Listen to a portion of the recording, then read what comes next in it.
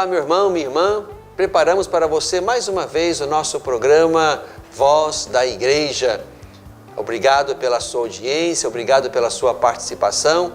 Quero aqui agradecer aos nossos parceiros, aos divulgadores deste nosso programa, a TV Candidez aqui em Divinópolis, a TVI em Pará de Minas, a TV Evangelizar em Curitiba, a TV Horizonte em Belo Horizonte e agora a nossa última parceira, a TV Cidade em Itaúna, como também as rádios aqui da nossa região, a Rádio Diva FM aqui em Divinópolis, a Rádio Liberdade em Nova Serrana, a Rádio Gospa Mira em Belo Horizonte.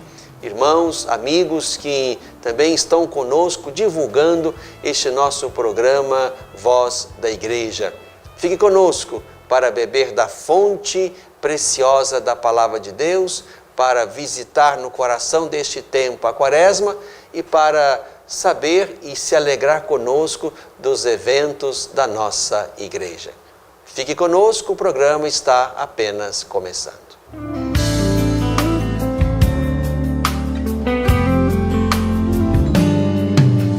Bebendo da fonte, meu irmão, minha irmã, neste tempo precioso da Quaresma, tempo favorável de conversão, de volta ao Senhor, tempo de experimentar a ternura do Senhor que nos atrai a Ele e toca e converte o nosso coração. Neste tempo, quero convidar você a saborear ainda com mais gosto e com mais frequência a Sagrada Escritura, a fim de que possamos conhecer e penetrar o mistério de Deus que nos fala sempre, revelando-nos o seu coração, a sua compaixão, o seu desejo salvífico, a sua vontade de manter conosco uma comunhão que nada pode romper. Quero convidar você, portanto, a meditar comigo, a beber comigo da fonte bendita do Evangelho de Lucas, no capítulo 9, os versos 28 a 36. Uns 8 dias depois dessas palavras, Jesus levou consigo Pedro, João e Tiago e subiu a montanha para orar. Enquanto orava, seu rosto mudou de aparência e sua veste se tornou branca e resplandecente. E eis que 2 homens conversavam com ele, Moisés e Elias. Apareceram em glória e conversavam sobre o êxodo que Jesus estava para consumar em Jerusalém. Pedro e seus companheiros estavam com muito sono. Ao acordarem, viram a glória de Jesus e os 2 homens com ele. E enquanto esses se afastavam de Jesus, Pedro lhe disse: Mestre, é bom estarmos aqui. Façamos 3 tendas, uma para ti, outra para Moisés e outra para Elias. Pedro nem sabia o que dizia. Enquanto ainda falava, desceu uma nuvem que os cobriu com a sua sombra. Ao entrarem na nuvem, os discípulos ficaram cheios de medo. E da nuvem, uma voz saía que dizia: Este é o meu filho, o eleito, escutai-o. Ao ressoar a voz, Jesus ficou só. Os discípulos ficaram calados, E naqueles dias a ninguém contaram nada do que haviam visto. Meu irmão, minha irmã, este é o belo texto de São Lucas sobre a transfiguração do Senhor ali no alto do Monte Tabor. O texto começa dizendo que Jesus chamou consigo 3, Pedro, João e Tiago, e subiu a montanha para orar. O tema da oração é muito precioso neste terceiro evangelho. Lucas várias vezes apresenta Jesus em oração, na montanha, recolhido no silêncio, na intimidade e na comunhão com o Pai. Isto é a oração. E aqui, nesse lugar de Deus, a montanha é o lugar de Deus, o lugar onde se experimenta Deus. É ali naquela montanha, então, diz o texto, que enquanto orava, o rosto de Jesus mudou de aparência e sua veste se tornou branca e resplandecente. Ali houve, portanto, uma mudança de figura, transfiguração, é o sentido próprio desta palavra. Mas não se trata apenas de uma mudança de perfil ou de cor. Esse é o modo como o texto desenha uma realidade nova colocada naquele momento sobre a vida e o corpo do Senhor. Rosto que muda de aparência, veste que se torna branca e resplandecente para indicar que ali, naquele momento, Jesus experimenta a glória final que será colocada sobre ele depois do êxodo que ele estava para consumar em Jerusalém. Isto é, depois do mistério da sua paixão, morte e ressurreição.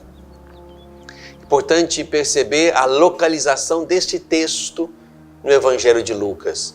O texto está logo depois do anúncio, do primeiro anúncio da paixão. Jesus que pergunta aos seus discípulos o que as multidões diziam sobre ele, depois pergunta aos discípulos, e vós, quem dizeis que eu sou? Vem a resposta de Pedro, o Cristo de Deus. E aí Jesus já anuncia pela primeira vez, serão 3 vezes, Jesus anuncia pela primeira vez o seu mistério de paixão, morte e ressurreição. O Filho do Homem deve sofrer muito, ser rejeitado pelos anciãos, sumos sacerdotes, escribas, ser morto e ao 3º dia ressuscitar. Depois desse anúncio, então, vem no texto um pouco adiante a transfiguração, onde Jesus então experimenta na sua existência, na carne, no seu ser, aquilo que está reservado para ele ao final do êxodo, ao final do mistério da paixão. E ali a glória do Senhor se expressa e Jesus experimenta não só o seu lugar dentro da longa tradição da revelação, aparecem Moisés e Elias, os dignos representantes da lei e do profetismo, como quem aponta para Jesus. Toda a lei, todo o profetismo aponta para Jesus. Ele é a plenitude da lei, ele é a plenitude da palavra, ele é a plenitude da revelação. Tudo o que se viveu na fé até então aponta para Jesus, indica Jesus. Ele, portanto, é o vértice, é o cume da revelação de Deus. Aqui então percebemos que Jesus experimenta, reconhece este seu lugar no plano de revelação, mas também é o lugar onde Jesus, sabedor do seu mistério de paixão, morte e ressurreição, já anunciado aos discípulos, Jesus também experimenta o amor do Pai. Daquela nuvem que desce sobre eles, sai uma voz: este é o meu filho, o eleito, escutai-o. É também um lugar, digamos, da teofania do Pai, da manifestação do Pai, aqui pela voz do Pai, que da nuvem, mais uma vez, põe sobre Jesus a sua paternidade. Este é o meu filho, a sua eleição, o eleito e a sua autoridade, escutai-o. Aqui então percebemos que Jesus experimenta ao mesmo tempo a filiação, a eleição e a autoridade colocadas sobre ele pelo Pai. E isso certamente conforta o coração do Senhor, que indo para a sua paixão sabe que o Pai está com ele. Mas também a transfiguração é boa aos discípulos, que tendo escutado pela primeira vez o anúncio da paixão, se incomodam, se angustiam, e ali Pedro, João e Tiago, também contemplando aquela glória, mesmo sem entender muito, estavam com muito sono, apesar de quererem permanecer ali para contemplarem a beleza daquele momento e poderem sentir de fato a grandeza daquela revelação. É boa também para os discípulos a transfiguração, porque eles percebem que algo está reservado ao seu mestre. Reconhecem-no como aquele que é o vértice, portanto, ali diante de Elias e Moisés, que segundo o texto vão se afastando a ponto de os discípulos então contemplarem o seu mestre, aquele que é o ponto alto e definitivo da revelação. Então os discípulos que querem também ali naquele lugar permanecer, conseguem intuir de alguma forma que está reservada ao Senhor, o seu mestre, uma glória, mas essa glória virá depois do êxodo, depois da solidão e do deserto, da paixão e da morte. Mas isso, portanto, também põe no coração dos discípulos a certeza de que o amor do Pai está sobre o seu Filho Jesus Cristo. E isto, portanto, também dá certeza de fé, de vitória aos discípulos.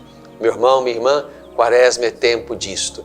É tempo de reconhecer que nossas vitórias estão no Senhor, que o amor do Pai também está sobre nós que somos filhos, que depois do nosso mistério de morte, de dor, de falência, de fim, também ali atrás desse mistério que também acontece em nós, no nosso corpo, na nossa história, está o amor do Pai que nos levanta e que nos ressuscita.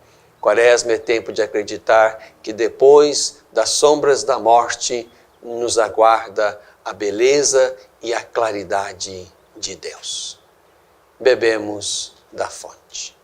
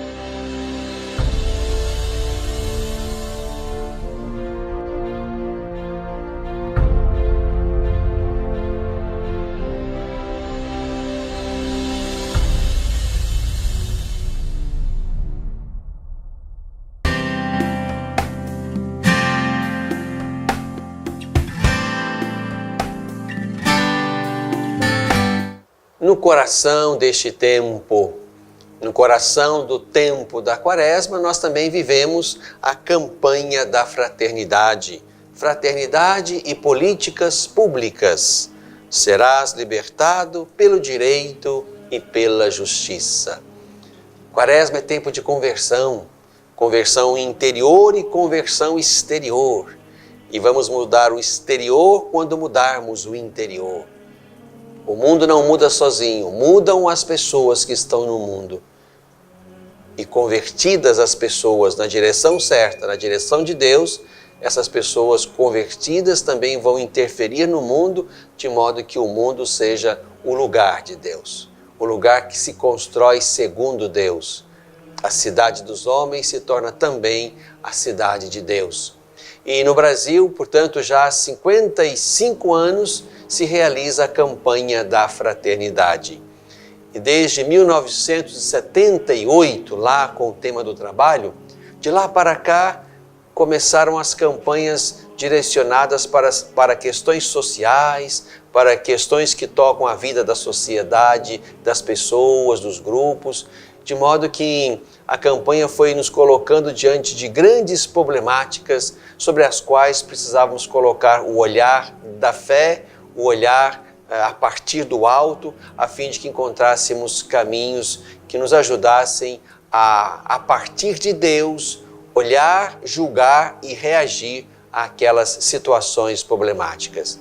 Neste ano, então, de 2019, queremos tratar não só na pregação, não só na liturgia, mas também na catequese, na escola, nos lugares onde os grupos de igreja se reúnem, os grupos de jovens, de casais, os outros grupos que existem também na igreja e que dispõem de um pequeno tempo de reflexão dentro do quadro das suas reuniões. Ali se pode inserir em alguma medida a reflexão sobre a campanha da fraternidade, de modo que em todos os âmbitos da igreja se pense em algum momento e com alguma profundidade sobre esse tema que nos toca a todos.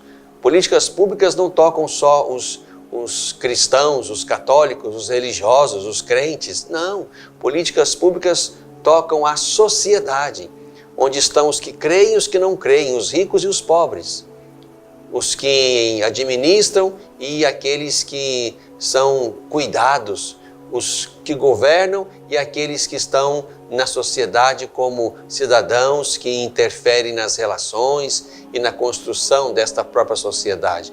Por isso é importante que nós entendamos o que sejam políticas públicas e como é que a igreja enxerga aí a presença, a participação dos seus membros, criando exatamente a partir da fé uma dimensão de cidadania e de bem comum que vão dar a essa convivência social um outro quilate, uma outra qualidade. É importante então que nós entendamos o que sejam políticas públicas. O texto base da campanha da fraternidade nos ajuda a fazer um caminho de compreensão.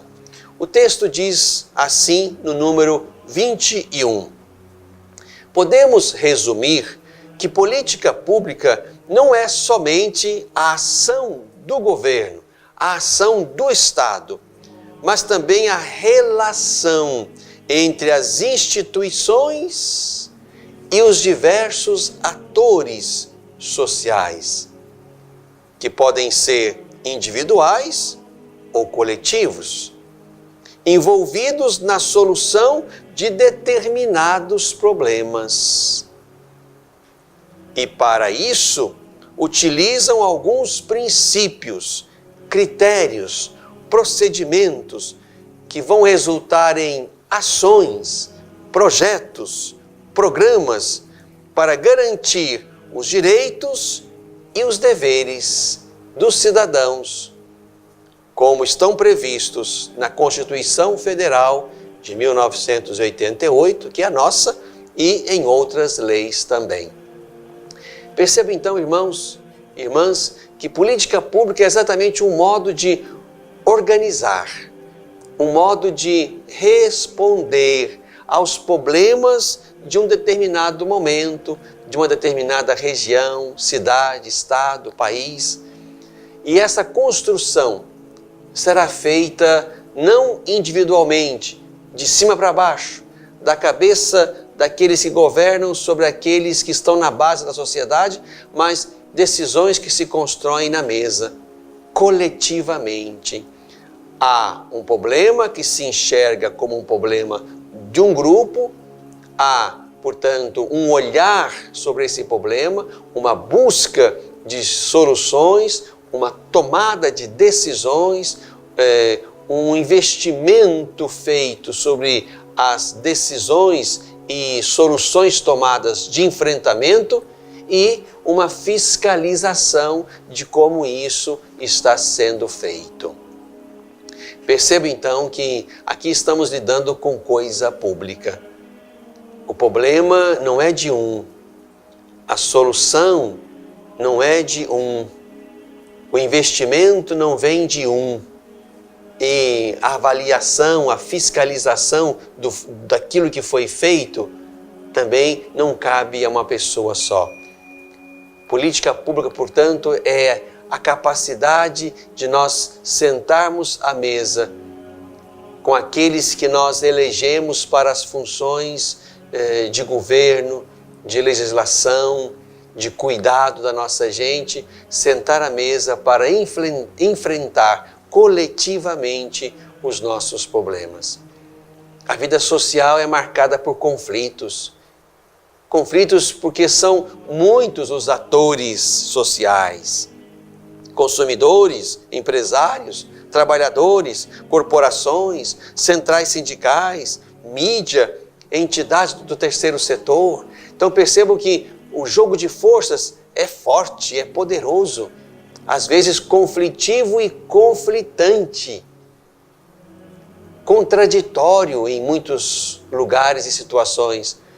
Por isso é preciso que estejam à mesa as várias vozes que ocupam os vários lugares da sociedade, já que o problema é comum, as soluções precisam ser comuns, os investimentos são exatamente aquilo que cada um pôs de tributo, de imposto para o bem daquela sociedade, e a fiscalização precisa acontecer para que não fiquemos em políticas que, mesmo falidas e fracassadas, continuam sugando recurso público ou, às vezes, mal feitas ou até interminadas. Ninguém é capaz de enxergar isso como coisa que não pode continuar. E aí fazemos a velha política daqueles que começam uma ponte, o grupo seguinte para a ponte não termina jamais, o problema, portanto, não se resolve, o recurso se perde e ali temos políticas não continuadas.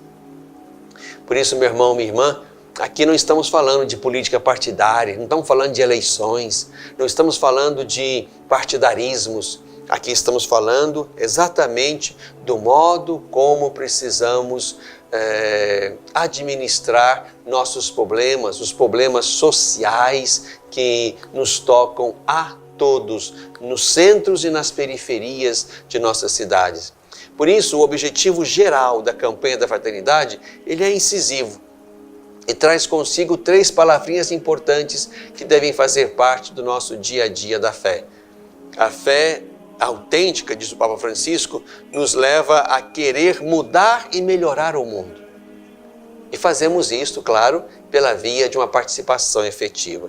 Diz assim, então, o objetivo geral da campanha da fraternidade. Qual é ele, o objetivo? Estimular a participação em políticas públicas, à luz da palavra de Deus e da doutrina social da Igreja, para fortalecer cidadania e bem comum, sinais de fraternidade. Participação, cidadania, bem comum. Essas palavras são determinantes na compreensão daquilo que a campanha da fraternidade espera dos cristãos, depois da vivência desse tempo de conversão e de reflexão. Participação. Nós talvez, pela má qualidade da política e dos políticos, muitos se afastaram desse lugar. Elegemos os políticos e entregamos para eles a cidade, o estado e o país. não mantemos a nossa capacidade de olhar, de fiscalizar, de acompanhar. Então aqui um processo efetivo de participação naquilo que diz respeito a organizar a sociedade, responder aos problemas, administrar os recursos, fiscalizar o que está sendo feito. De modo que essa ação, que é claro uma ação política, não partidária, mas política, que é a ação de acompanhar os processos sociais, isso também diz respeito à fé, meu irmão, minha irmã. Levando em conta que o que fazemos ou não fazemos avança o reino ou retroage o reino de Deus, uma realidade já posta entre nós por Jesus, então temos que tomar consciência de que aquilo que fazemos avança o processo do reino ou retarda o processo. Participação. Depois, cidadania. Isto é, estamos no mundo, somos cidadãos do mundo, mesmo que não sejamos do mundo, mas estamos nele.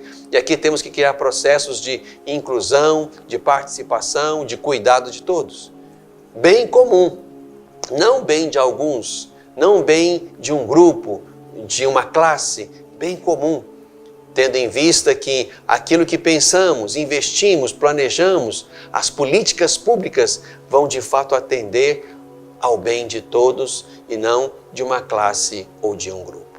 Vamos refletir, pensar e nos converter também aí, nesse lugar, nesse nosso compromisso com a sociedade deste nosso tempo, no coração deste tempo.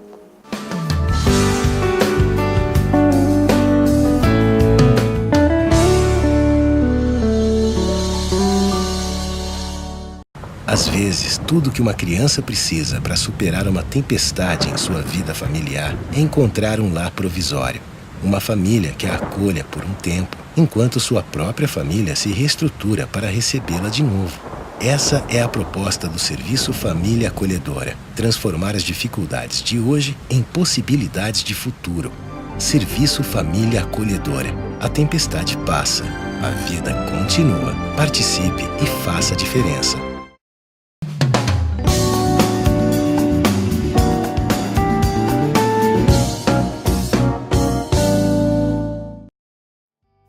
Uma igreja em caminho. Meu irmão, minha irmã, quanta coisa boa Deus nos reserva para este tempo, na Quaresma, na história da nossa igreja, muita coisa boa. Quero convidar você a se alegrar conosco, quem sabe até a celebrar conosco os 50 anos da Faculdade de Pará de Minas, a FAPAM, que é a faculdade da nossa Diocese de Divinópolis. Então, no dia 15 de março, vamos celebrar os 50 anos da FAPAM, dentro das celebrações jubilares da nossa igreja, como também os 60 anos da Confraria Nossa Senhora da Piedade, que é a mantenedora daquela faculdade ligada à nossa diocese. Um abraço, parabéns aos professores, à direção, aos alunos, funcionários lá da nossa querida FAPAM em Pará de Minas. Também nesses dias 15 e 16 celebramos em Itapecerica, aqui cidade da nossa diocese, os 100 anos de nascimento do padre Carlos Pinto da Fonseca, um homem extraordinário, já falecido há alguns anos e que marcou a vida daquela cidade. Vamos lá nos alegrar também, fazendo memória fecunda deste grande sacerdote que trabalhou ali em Itapecerica e morreu lá, Padre Carlos Pinto da Fonseca. Também no 17 de março, vamos realizar um retiro para leigos e leigas que queiram conhecer melhor o seu lugar dentro desta igreja em saída, como quer o Papa Francisco.